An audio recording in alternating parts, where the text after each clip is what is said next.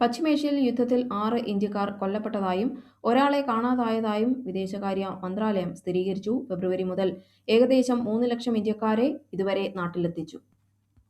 ആഗോള വിപണിയിലെ എണ്ണക്ഷാമം പരിഹരിക്കാൻ അമേരിക്ക ഇളവ് പ്രഖ്യാപിച്ചതോടെ ഇറാനിൽ നിന്ന് വീണ്ടും അസംസ്കൃത എണ്ണ വാങ്ങാൻ ഇന്ത്യൻ കമ്പനികൾ ഒരുങ്ങുന്നു. അതേസമയം വ്യവസായ ആവശ്യങ്ങൾക്കുള്ള ഡീസൽ വിലയിൽ ലിറ്ററിന് 22 രൂപ വർദ്ധിപ്പിച്ചു. അഫ്ഗാനിസ്ഥാന് സഹായവുമായി ഇന്ത്യ. പാകിസ്ഥാൻ നടത്തിയ വ്യോമാക്രമണത്തിൽ പരിക്കേറ്റവർക്കായി ഇന്ത്യ 2.5 ടൺ അടിയന്തര മരുന്നുകൾ കാബൂളിലേക്ക് അയച്ചു. 2026 ഏപ്രിൽ മുതൽ പ്രാബല്യത്തിൽ വരുന്ന പുതിയ ആദായ നികുതി നിയമത്തെക്കുറിച്ച് ജനങ്ങളെ ബോധവൽക്കരിക്കാൻ ധനമന്ത്രി നിർമ്മല സീതാരാമൻ പ്രാരംഭ് 2026 ക്യാമ്പയിൻ ആരംഭിച്ചു. രൺവീർ സിംഗ് ചിത്രം ധുരന്ദർ 2 3 ദിവസത്തിനുള്ളിൽ ആഗോളതലത്തിൽ 240 കോടി രൂപ നേടി മുന്നേറുന്നു.